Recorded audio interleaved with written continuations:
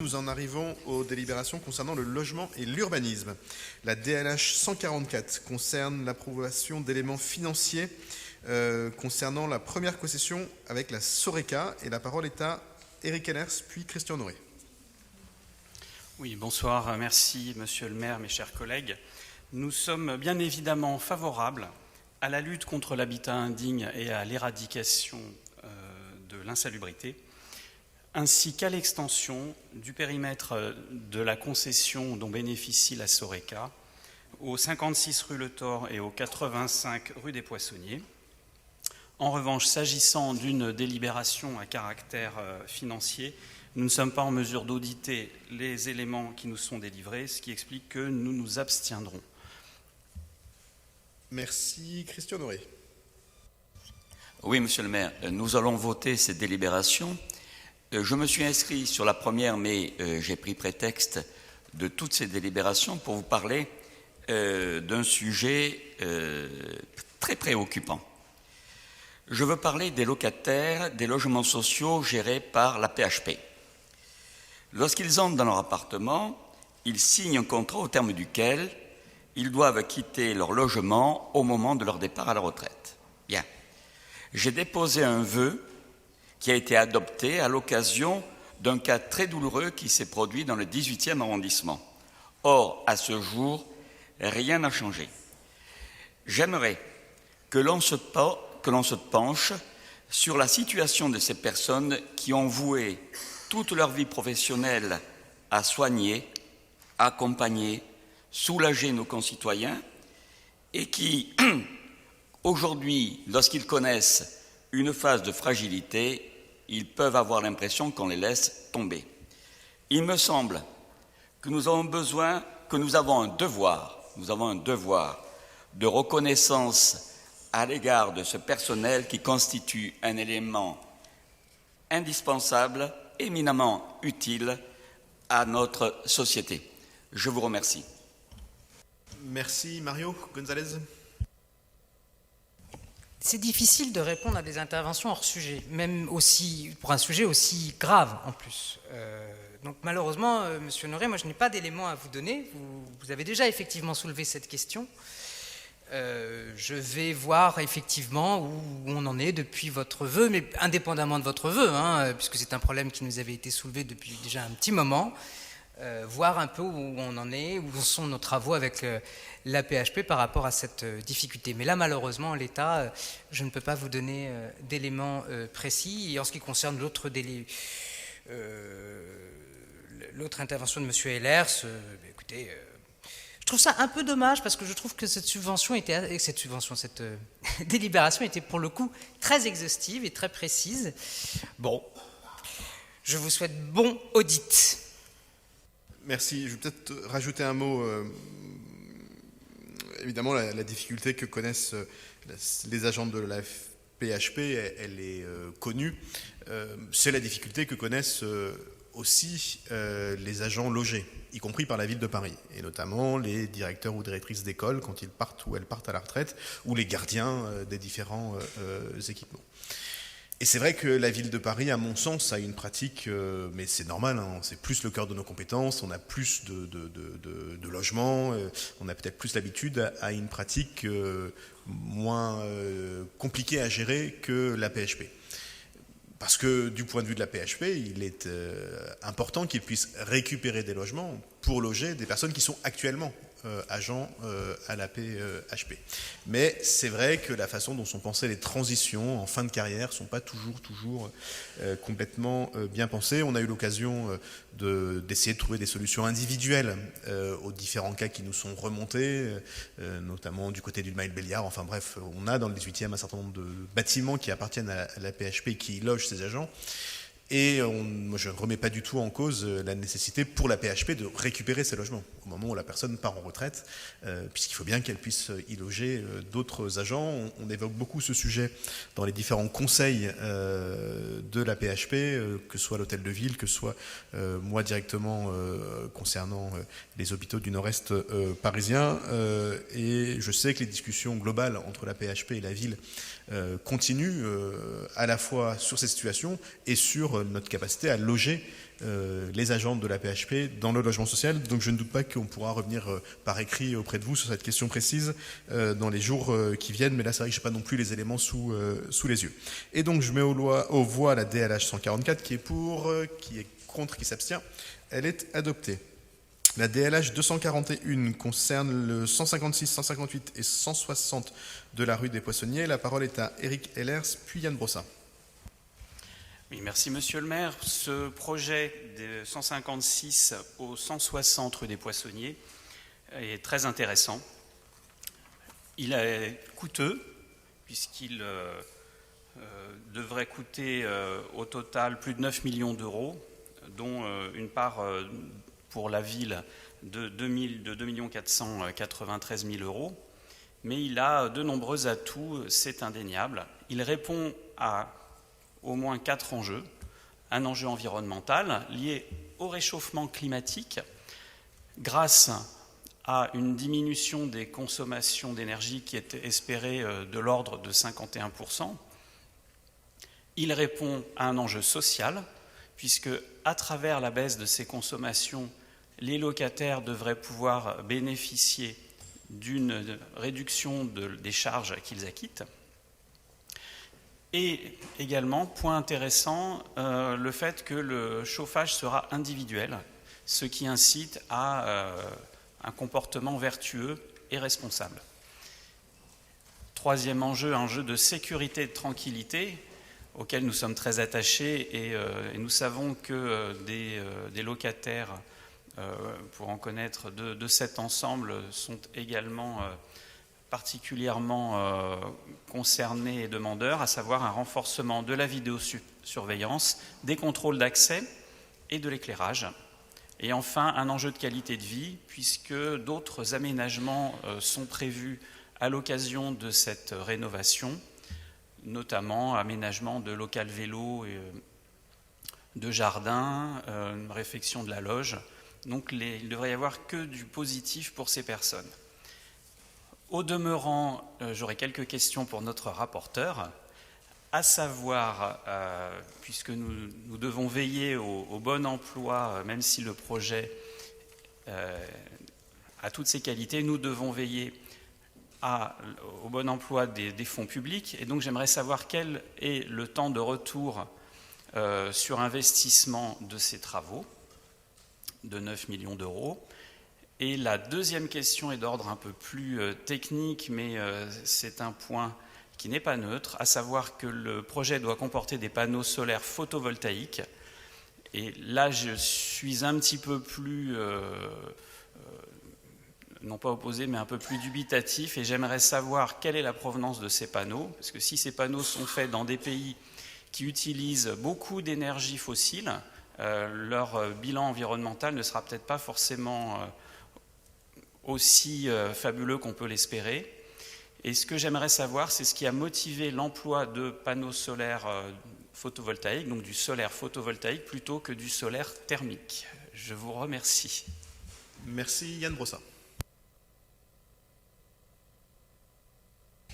J'imagine que Mario précisera un certain nombre de choses, simplement pour dire que je pense effectivement que nous pouvons nous réjouir du vote de cette délibération parce qu'à cette adresse, on a besoin de faire des travaux. Je voulais simplement signaler que ces travaux s'inscrivent dans un cadre plus global et que ça n'est pas la seule résidence de logements sociaux dans le 18e et à Paris qui bénéficie d'une telle attention. Il y a d'ailleurs d'autres grosses résidences du 18e arrondissement qui vont faire l'objet de plans climat très importants. Je pense notamment à Charles-Hermite, où on sait depuis de nombreuses années qu'on a besoin de réaliser ces travaux. Sur les 10 dernières années, c'est plus de 600 millions d'euros qui ont été investis par nos bailleurs sociaux pour faire des travaux de rénovation énergétique.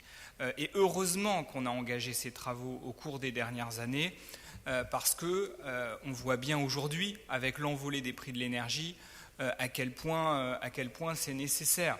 Donc, j'entends parfois des choses sur le fait que la ville de Paris n'entretient pas suffisamment son parc existant, ou alors que le développement de logements sociaux supplémentaires se ferait au détriment de l'entretien du parc existant. Ça n'est pas vrai. Jamais la ville de Paris, jamais les bailleurs sociaux n'avaient mis autant d'argent pour rénover leur parc de logement et pour améliorer le confort des habitants. Je voulais simplement le signaler. Merci beaucoup. Je vais laisser bien sûr la parole à Mario Gonzalez. N'hésitez pas, si vous avez des questions précises, à les lui envoyer préalablement, qu'il ait le temps de vous apporter les réponses. Mario Gonzalez.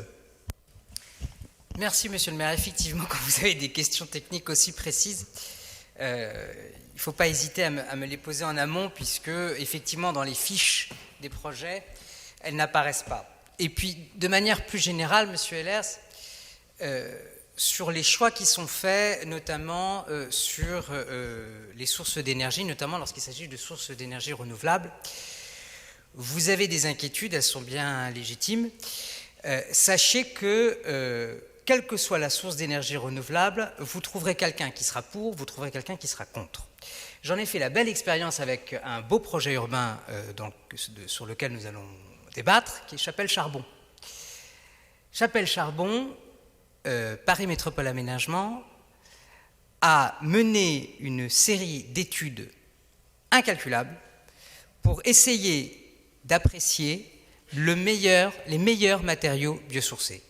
Et après les conclusions des différents bureaux d'études, des débats qui ont eu lieu à l'Arsenal, vous aviez encore des architectes, vous aviez encore des techniciens que j'ai pu rencontrer postérieurement qui me disaient ne pas être d'accord avec les conclusions de ces différents bureaux d'études. Donc, envoyez-moi vos questions en amont lorsqu'il s'agit d'éléments aussi techniques. Et 2, attention, parce que effectivement, si là, par exemple, le choix qui a été fait est celui du photovoltaïque, je ne connais pas exactement les motivations de ce choix, mais encore une fois, sur ces sujets si techniques, certains, comme vous, peuvent être contre certaines sources d'énergie, alors que d'autres, au contraire, les préconisent. Je pense que depuis une dizaine d'années, sur la question énergétique, nous sommes tous en train d'apprendre beaucoup de choses. Donc je voulais vraiment faire cette observation, et je souhaitais également, à mon tour, me réjouir de cette réhabilitation, puisque, pour tout vous dire, c'est une résidence que nous avons visitée avec ma collègue Maya Akari il y a de cela 4 ans ou 5 ans. Je vais vous résumer la situation très rapidement. Un local associatif sans fenêtre, des chaises, des couches-culottes, des tables sur les branches d'un arbre, 2 appartements incendiés, un jardin à l'abandon, un local associatif en sous-sol inutilisé.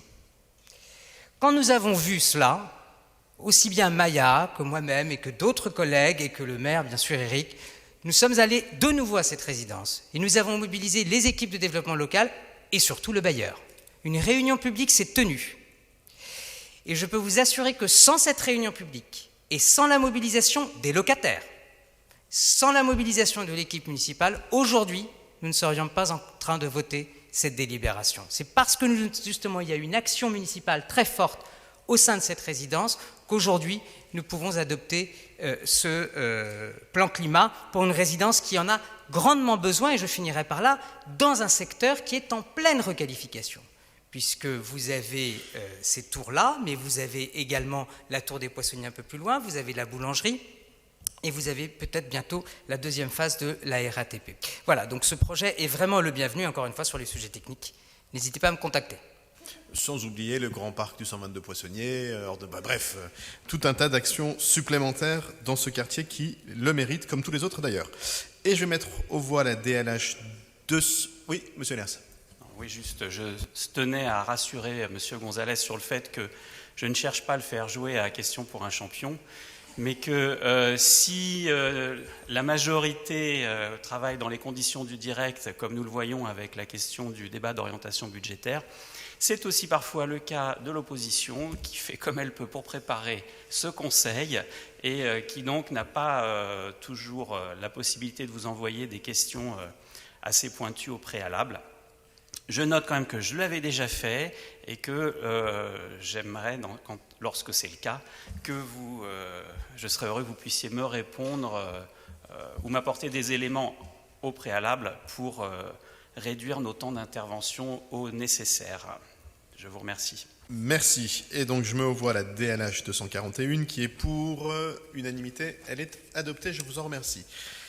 La DLH 242, qui est pour le 154 de la rue des Poissonniers, n'a pas fait l'objet d'inscription. Elle est adoptée. Et je laisse la parole à Eric Ellers concernant la garantie par la ville d'emprunt à souscrire par la RIVP pour les travaux d'amélioration et de renouvellement de composants portant sur divers immeubles de son patrimoine. Vous pouvez le mettre au vote. Eh bien alors, qui est pour? Qui est contre? Qui s'abstient? Elle est adoptée. Je vous en remercie. La DLH 284 qui concerne des contrats de cession à titre gratuit de matériaux de réemploi n'a pas fait l'objet d'inscription, elle est adoptée. Et la DLH 318 a fait l'objet d'une inscription par Eric Ellers. Oui, merci Monsieur le maire. Sur cette intervention pour réaffirmer notre soutien à la rénovation du parc social existant plutôt qu'à la préemption stérile d'immeubles occupés du parc privé. Donc, nous sommes tout à fait favorables à cette activité. Comme nous avons pu en débattre avec les précédentes délibérations de ce Conseil.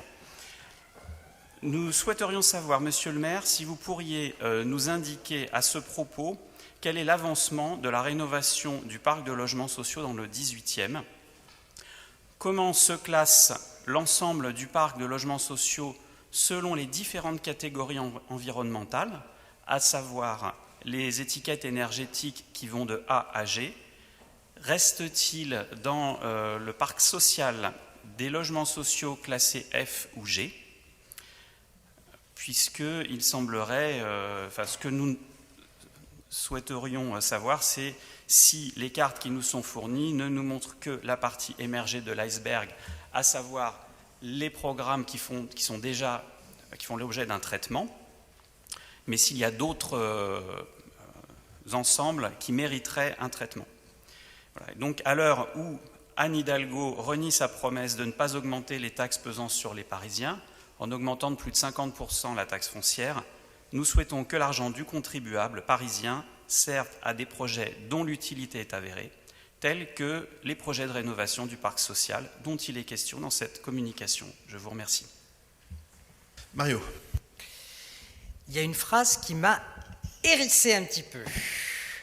Le droit de préemption stérile des immeubles privés. Vous direz ça aux locataires qui consacrent plus de 40 à 50, voire 60% de leurs revenus pour payer le loyer et qui, grâce à la préemption, vont bénéficier d'un tarif qui est celui propre aux logements sociaux. Vous leur direz que c'est totalement stérile. Voilà, c'était juste une petite observation. Ensuite, en ce qui concerne la réhabilitation, vous demandez des chiffres. Très franchement, faites une question orale la prochaine fois, parce que moi aussi, je pourrais vraiment vous répondre. J'aime bien répondre de manière exhaustive. Donc là, en l'occurrence, vous me prenez un peu au dépourvu. Néanmoins, j'ai l'impression que, ou alors vous l'avez lu peut-être un petit peu trop vite, que dans les documents qui sont annexés, vous avez un document qui récapitule l'ensemble des opérations réalisées et l'ensemble des opérations en cours. Voilà, absolument. Donc c'est déjà un élément chiffré assez important. Mais malheureusement, je n'ai pas l'information en ce qui concerne le classement en F et G. Ce que je peux vous dire, c'est que de ce que j'ai pu constater dans le 18e arrondissement, ce n'est pas le cas des bailleurs sociaux de la ville, c'est le cas de d'autres bailleurs. Certains ont dû effectivement reprogrammer, réorienter le financement de réhabilitation plan climat, puisqu'effectivement ils se sont aperçus que certains immeubles de leur parc étaient classés F et G. Mais pour l'instant, moi, en ce qui me concerne, je n'ai pas cette information précise. Voilà, c'est à peu près. Juste pour la clarté de nos débats, puisque je suis désolé d'aborder des questions techniques, il s'agit avec les étiquettes F et G de biens qui ne vont plus être louables, qui seront considérés comme insalubres. Nous parlions de l'insalubrité. Et donc les locataires pourront exiger une mise aux normes ou un relogement dans ces biens. C'est pour ça qu'il y a une urgence, puisque pour l'étiquette G, c'est au 1er janvier 2023. Et je vais laisser la parole à Yann Brossat, peut-être insister sur l'intervention qui était celle de Jacques Baudrier il y a quelques semaines au Conseil de Paris, qui rappelle que en comparaison, évidemment, d'abord des propriétaires privés et en comparaison avec les autres bailleurs sociaux, les bailleurs sociaux parisiens sont très avancés et investissent énormément dans la rénovation thermique. Donc je pense que nous serons peut-être même la seule collectivité de France à être arrivée à respecter la loi, comme nous allons arriver à respecter la loi SRU. Mais peut-être que Yann Brossat peut nous en dire plus. Oui, les chiffres précis vous seront transmis, mais je voudrais juste signaler une chose, c'est que nous sommes, je pense, la seule ville de France à financer par des subventions municipales aussi massivement la rénovation du parc de logements sociaux. Je vous le disais, sur 10 ans, 600 millions d'euros qui ont été investis dans la rénovation des logements sociaux. Donc vous ne pouvez pas dire, par exemple, que la préemption s'est faite au détriment de la rénovation du parc de logements sociaux. Et je vais même ajouter une chose, nous avons mis 600 millions d'euros. Savez-vous combien l'État a mis sur ces 10 ans ? 18. C'est-à-dire que pendant que la ville de Paris mettait 600 millions d'euros pour la rénovation de nos HLM, l'État en mettait 18. Donc je veux bien qu'on dise que la ville de Paris ne fait pas ce qu'il faut, mais nous faisons beaucoup. Et d'ailleurs, nos bailleurs sociaux le disent, à quel point ils sont heureux d'être soutenus par la collectivité pour réaliser ces travaux. Et je rêve d'ailleurs que le parc privé se rénove, comme le disait Eric à l'instant, à la même allure que le parc social. Parce qu'à ce moment-là, l'échéance effectivement de l'interdiction à la location des logements passoires thermiques de catégorie F et G, on la passerait plus aisément dans le secteur privé. Donc quand même, mesurons ce que nous faisons nous et ce que d'autres ne font pas. Un dernier élément, sans vouloir insister trop lourdement sur cette question des préemptions, mais généralement, les préemptions s'accompagnent de travaux de rénovation, et notamment de rénovation énergétique. On était il y a quelques semaines avec Yann, Mario et d'autres rue du Baigneur, où nous avons préempté un immeuble, permis aux habitants d'y rester, donc d'obtenir des loyers correspondant à leurs revenus. Et bien sûr, cette préemption s'est accompagnée d'immenses travaux de rénovation globale et de rénovation énergétique. Donc en fait, la préemption est souvent une façon pour nous de contribuer à la rénovation énergétique du parc précédemment privé. Et donc c'est bien et pour les habitants et pour l'environnement, et c'est à ça que ça sert de prélever l'impôt. Et donc, la DLH 138 ne fait pas l'objet de vote puisque c'était une communication, et on en vient à la DU 101, compte rendu annuel des traités de concession d'aménagement. La parole est à Eric Ellers. Oui, très rapidement, nous nous abstiendrons pour les raisons juridiques habituelles, et également parce que nous désapprouvons le programme Chapelle-Charbon. Je vous remercie. Je comprends, et chacun est libre de son vote. Je rappelle que dans les concessions d'aménagement et dans les structures qui gèrent chez ces aménageurs, les élus de l'opposition sont représentés dans l'ensemble des conseils d'administration et généralement approuvent ces traités de concession quand ils sont membres des aménageurs, comme c'est le cas, moi qui ai l'honneur et la chance de présider Paris Métropole Aménagement, je peux en parler. Et donc je mets aux voix la DU 101 qui est pour, qui est contre, qui s'abstient, elle est adopté. Enfin, nous en venons à la ZAC Chapelle-Charbon, modification du dossier de réalisation, et la parole est à Eric Ellers. Oui, merci Monsieur le maire. Nous sommes favorables à l'expérience du développement du bail réel et solidaire, mais nous contestons en revanche la proportion excessive de logements locatifs sociaux qui s'élèvera à 50% sur ce secteur de Chapelle-Charbon et qui nuit selon nous à la mixité sociale. Nous estimons qu'il faut débloquer les parcours résidentiels à Paris en offrant une voie de sortie du logement social qui soit autre que le déménagement en banlieue ou en province.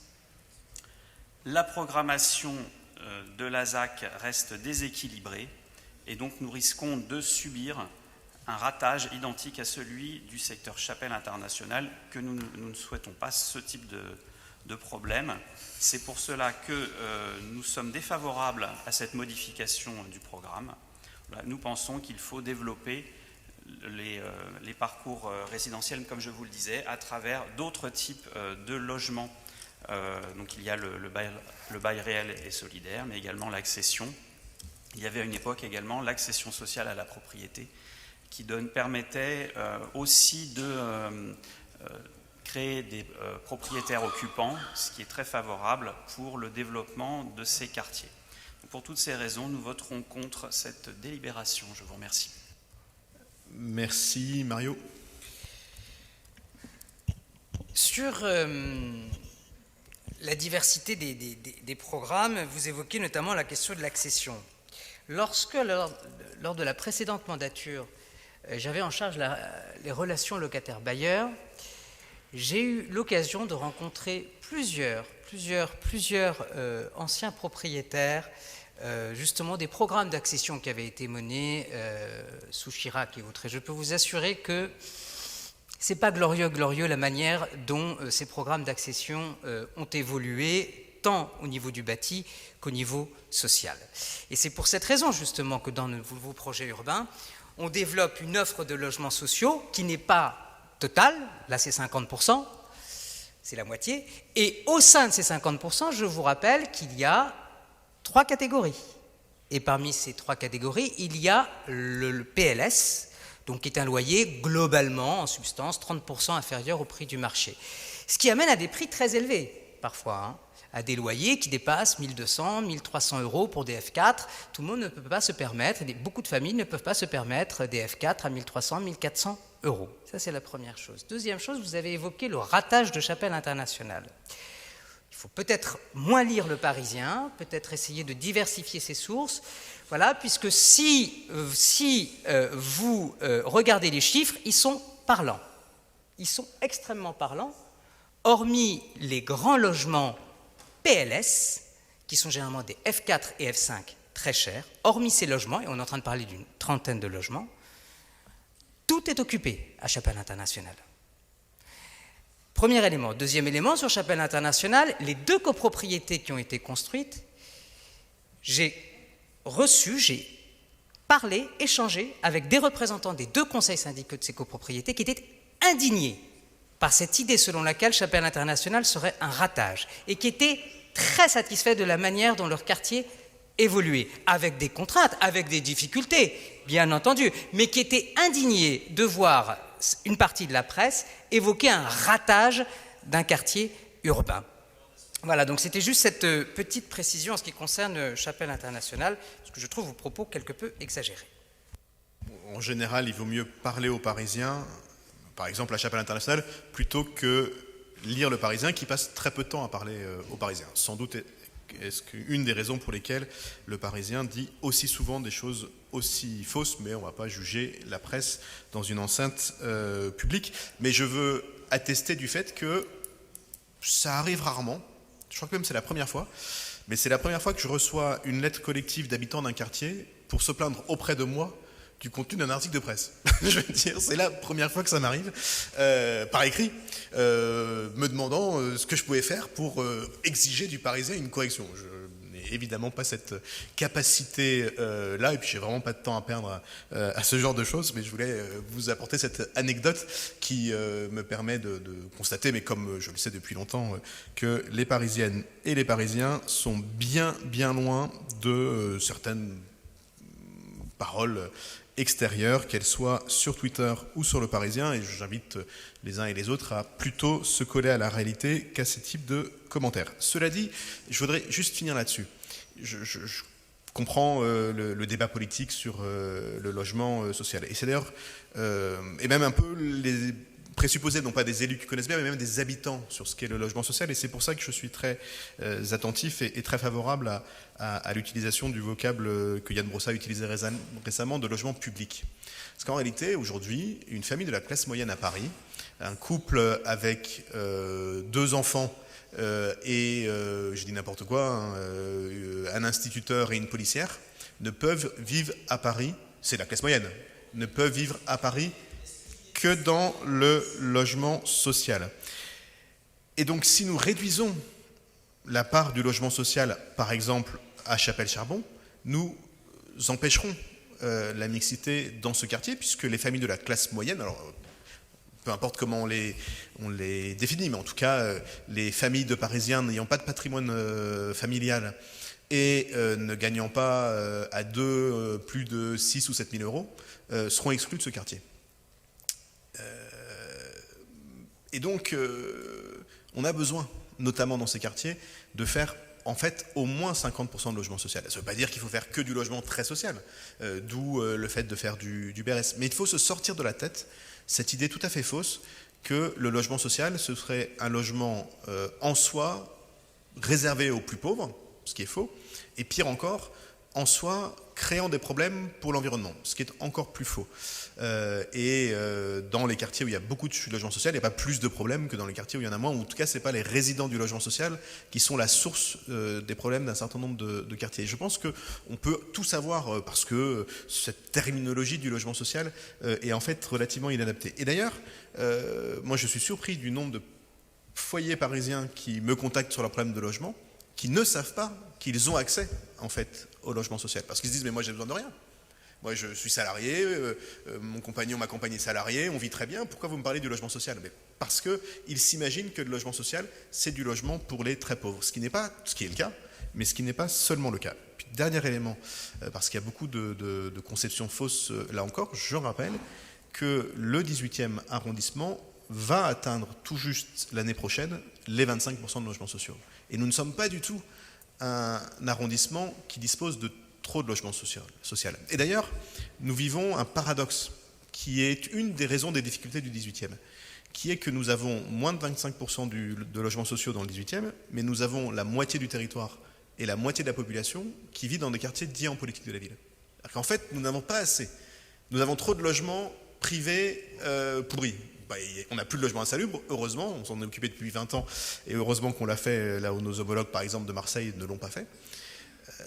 Mais on a des logements privés très occupés, parfois suroccupés, très chers, et une difficulté pour les familles, y compris de la classe moyenne, de se loger dans le 18e. Alors il y a des problématiques structurelles, le 18e quartier parisien qui s'est développé tout au long de son histoire, y compris jusqu'aux années 60-70, comme un quartier pauvre, dispose de très peu de grands logements, dans le privé ou dans le public.